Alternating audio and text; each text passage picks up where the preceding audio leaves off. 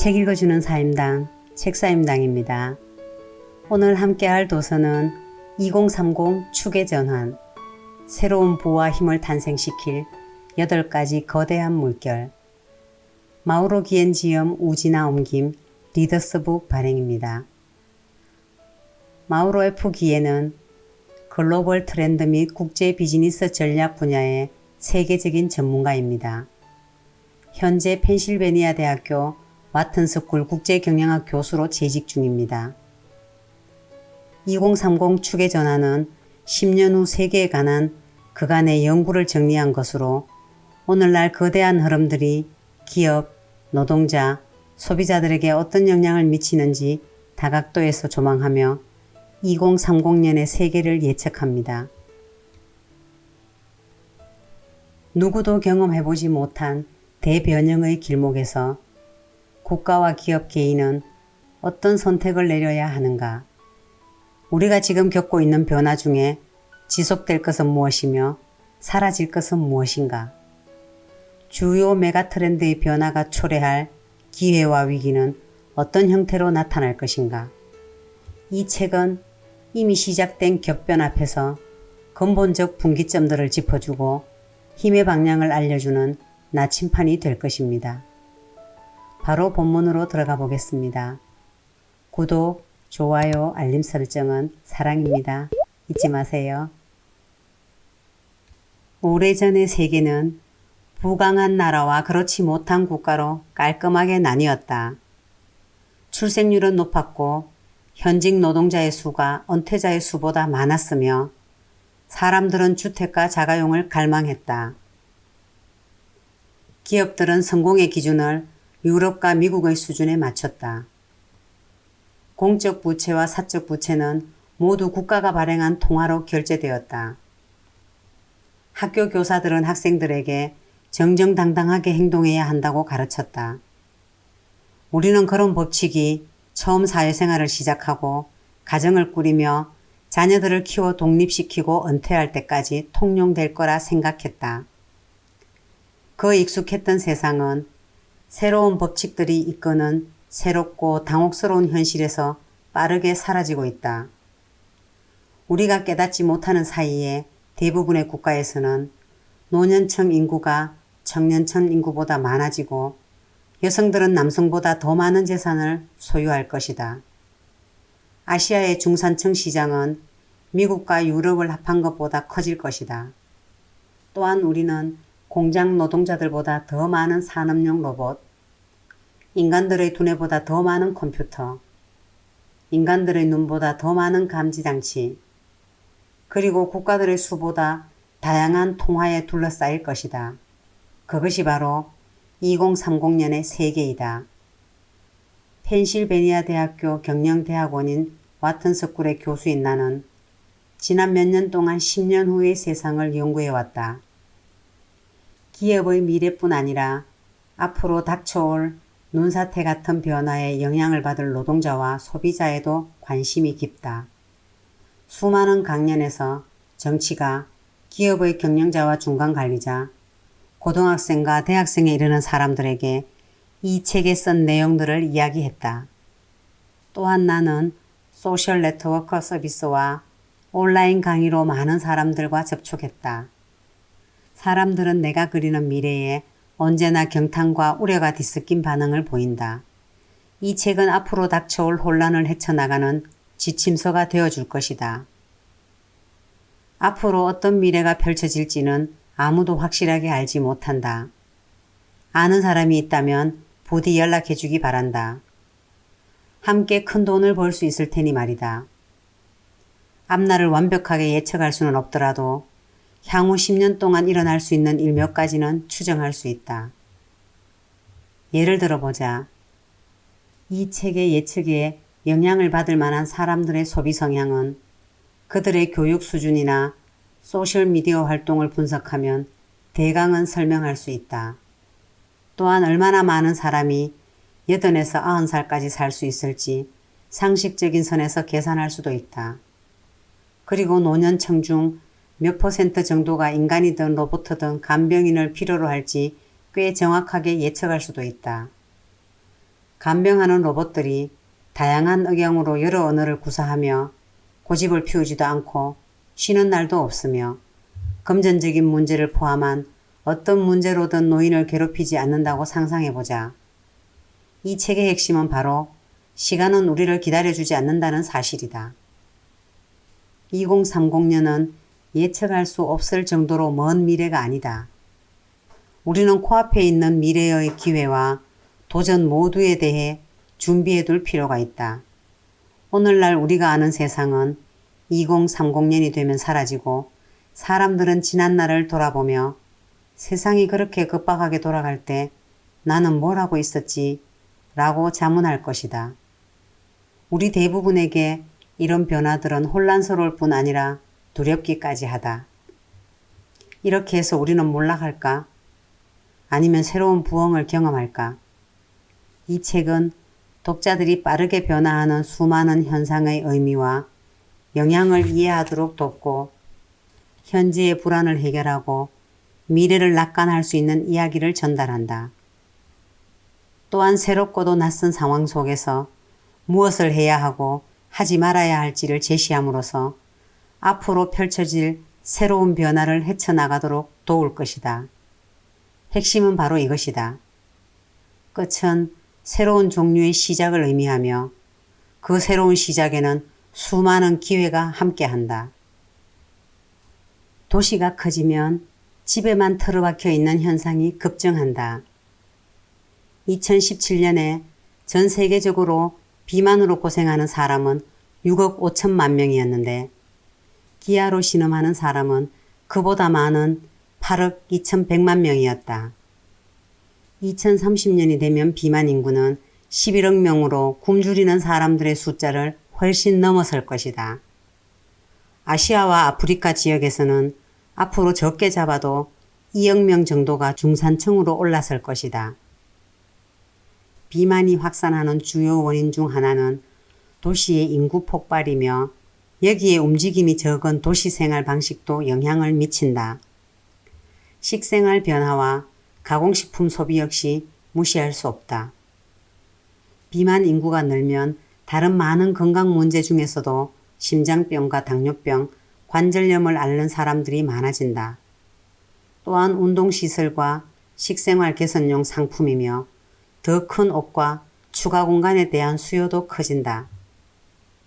세계보건기구는 신체 질량 지수가 25에서 30인 사람들을 과체중으로 본다.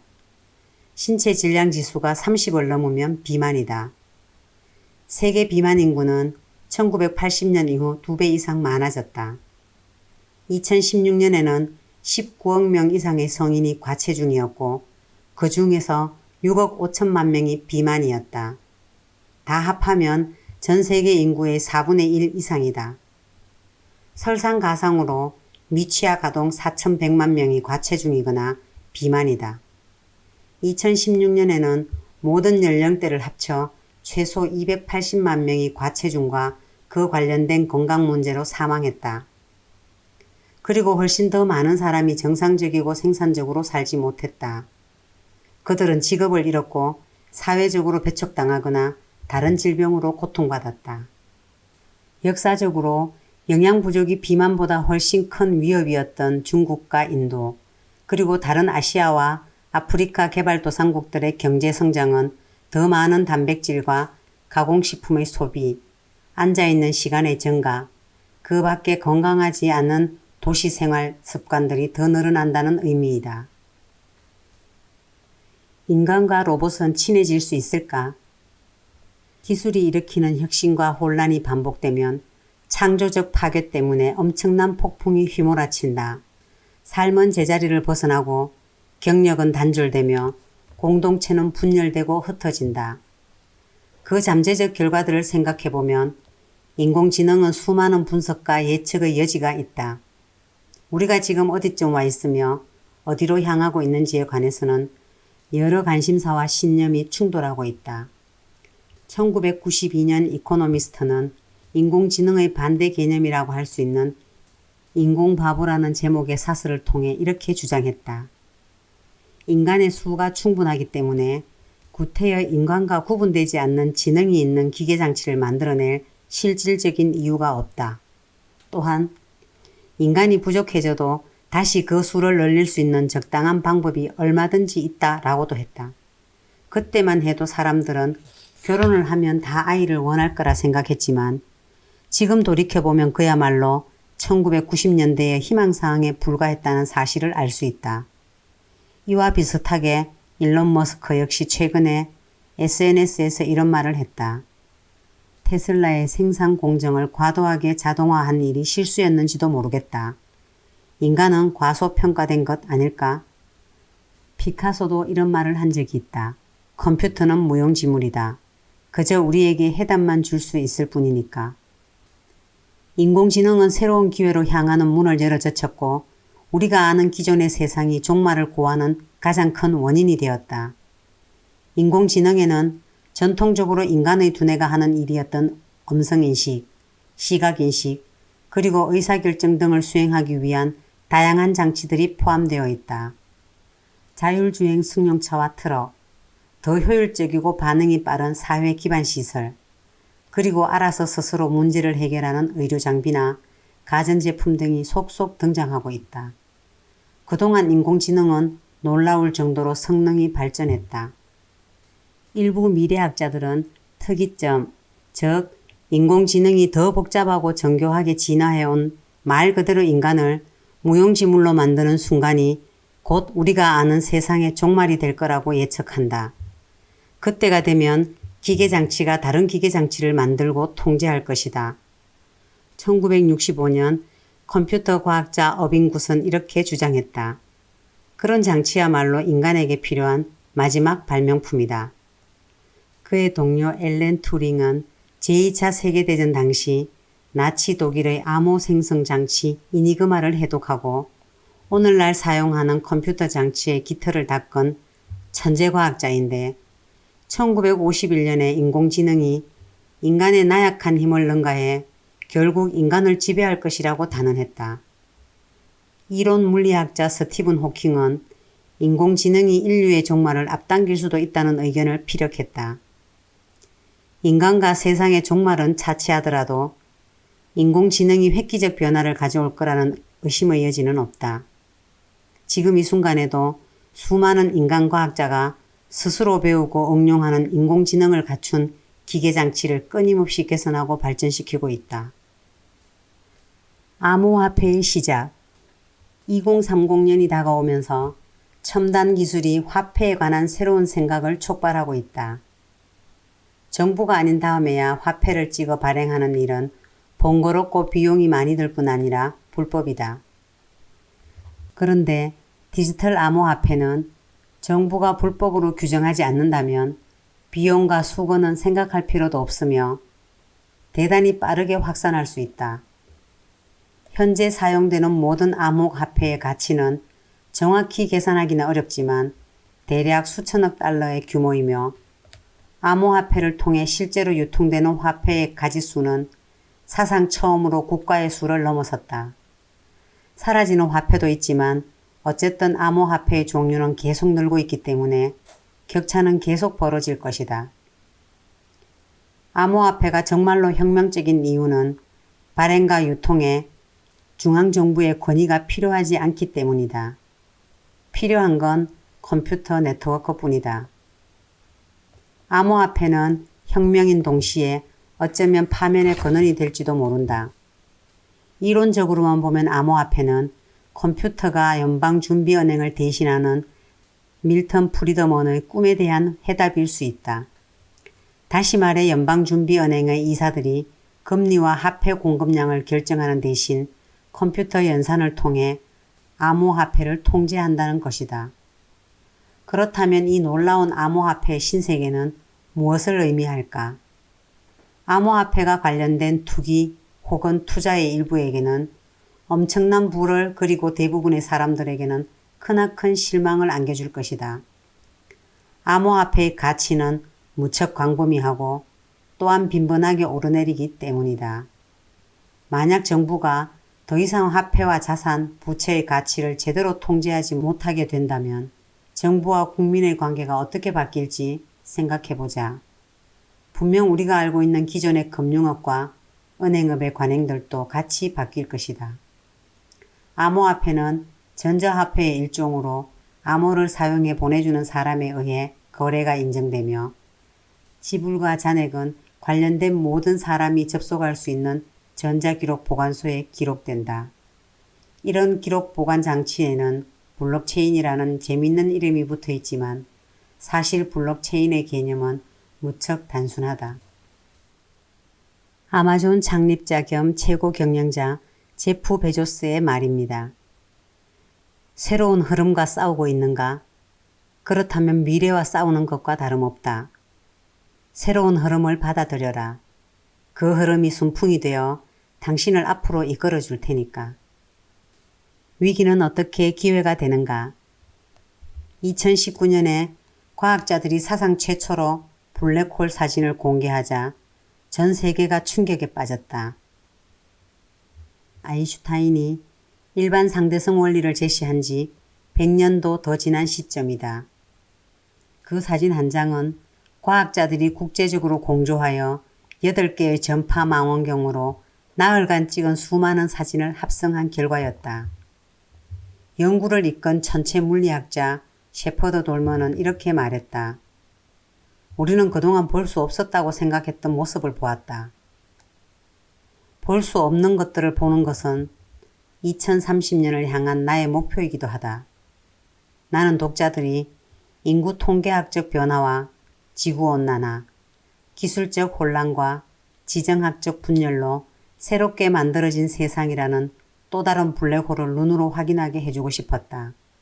그때쯤 우리는 파멸을 맞이할까? 미래를 정확하게 예측할 수 있는 사람은 없다. 하지만 조심스럽게 접근해 볼 수는 있다. 그러려면 끊임없이 수평적으로 생각해야 한다. 수평적 사고의 7가지 원칙은 다음과 같다. 멀리 보기, 다양한 길 모색하기, 천리길도 한 걸음부터, 막다른 상황 피하기, 불확실한 상황에서도 낙관적으로 접근하기, 역경을 두려워하지 않기, 흐름을 놓치지 않기. 이렇게 수평적 사고의 7가지 원칙입니다. 이제 마지막 후기를 읽겠습니다. 코로나19 이후의 세계. 2019년 11월 17일 중국 우한에서 신종 코로나 바이러스 변종이 일으킨 전염병인 코로나19의 첫 사례가 발생했다. 이듬해 3월 중순까지 이 병원균은 중국 밖 100여 개 국가로 퍼져나갔고 WHO에서는 결국 팬데믹, 즉 최고 위험 단계인 전염병 경보를 전 세계에 선언할 수밖에 없었다. 이 글을 쓰고 있는 2020 3월 현재 코로나19의 파급력과 규모가 어느 정도인지조차 확실하게 밝혀지지 않았지만 전 세계적으로 적어도 수십만 명이 넘는 사람들에게 영향을 미치리란 사실은 분명하다. 이미 소비 및 금융시장이 심각한 피해를 입었고 각국 정부는 피해를 최소화하기 위해 어쩔 수 없는 전례가 없는 재정 및 통화 정책 등을 내놓고 있다. 이 책을 독자들에게 선보일 2020년 8월 무렵이 되면 장기 불안과 치솟은 실업률 등이 나타날 가능성도 충분하다. 서두에서 밝힌 것처럼 미래가 어떻게 흘러갈지 완벽하게 예측하기는 불가능하다. 그렇지만 코로나19라는 위기는 이 책에서 이야기한 전 세계에 영향을 미치는 놀랍고도 중요한 현상들에 관한 특별한 사례가 될 것이다. 많은 사람들이 이 중대한 위기가 현재 진행되는 거대한 흐름들을 흐트리며 시대를 팬데믹 이전과 이후로 나눌 거라고 믿는다. 코로나 바이러스의 대유행은 중대한 위기이지만 일반적인 생각과는 다르게 한순간 시대의 흐름을 흐트리는 것이 아니라 그 흐름의 방향을 다른 쪽으로 바꾸거나 더 가속화할 가능성이 크다. 1장에서 살펴본 출생률 하락에 관해 생각해보자. 3가지 이유에서 코로나 바이러스의 유행은 그러한 흐름을 가속화할 수 있다. 첫째, 이처럼 불확실한 시기에는 사람들이 대개 아기를 갖는 일 같은 중요한 결정을 미룬다. 둘째, 아기를 갖는 일은 경제적으로 큰 부담이 되므로 불황의 위협 속에서는 많은 사람이 과연 지금 적절한 시기인지 다시 한번 생각해 볼 수밖에 없다. 1930년대의 대공황 시기와 2008년 금융위기의 여파 후에도 같은 현상이 나타났다. 셋째, 전쟁이나 천재지변, 그리고 이번의 팬데믹처럼 삶의 변화를 일으킬 만한 사건들은 우리 일상생활과 우선순위를 무너뜨리는데 여기에는 당연히 자녀 문제도 포함된다. 2장에서 살펴본 세대에 대한 새로운 정의에 관한 또 다른 흐름도 더욱 심화될 것이다. 코로나 바이러스는 60세 이상 노년층과 기저질환이 있어서 면역력에 취약한 사람들에게 대단히 치명적일 것이다.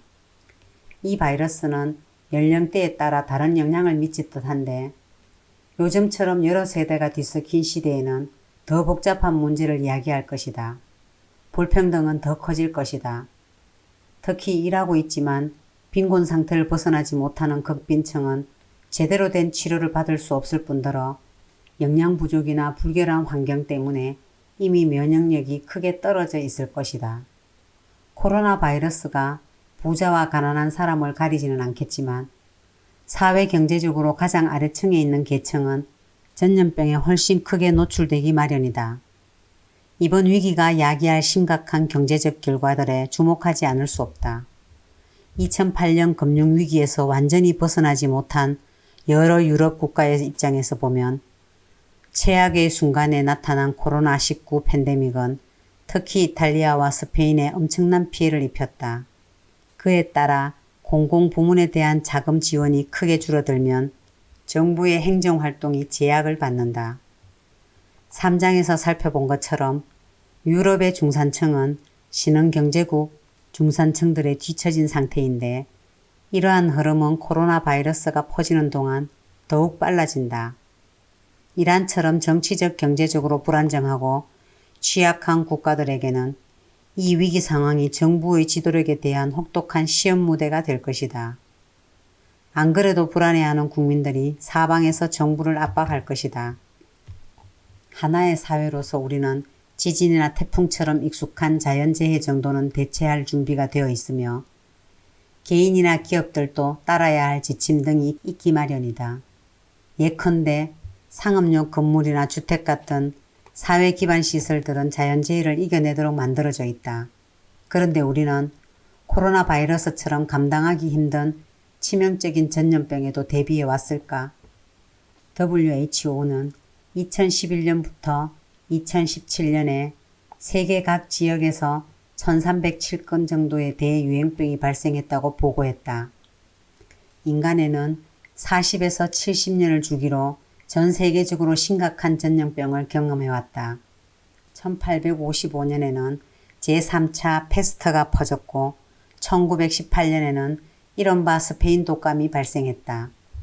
1980년대 초기에는 에이즈가, 2020년에는 코로나19가 등장했다.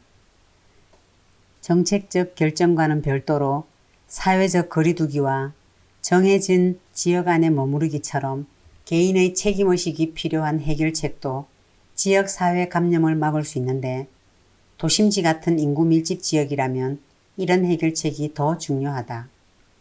5장에서 살펴본 것처럼 2030년 무렵이 되면 지금보다 훨씬 많은 사람들이 도시에 살 것이다. 또한 격리 생활은 몇 가지 새로운 흐름들을 더 심화시킬 것이다. 온라인 장보기가 급증하자 아마존은 채용 인원은 물론 모든 창고 근무 직원에 대한 초과 근무 수당도 크게 늘렸다. 재택근무는 또 어떤가? 벌써 수많은 사람이 줌이나 왓츠앱 같은 다양한 통신 및 화상 연결 프로그램과 장치 등으로 사회적 연결망을 유지하고 일하고 있지 않은가? 디지털로 즐기는 오락거리도 마찬가지다.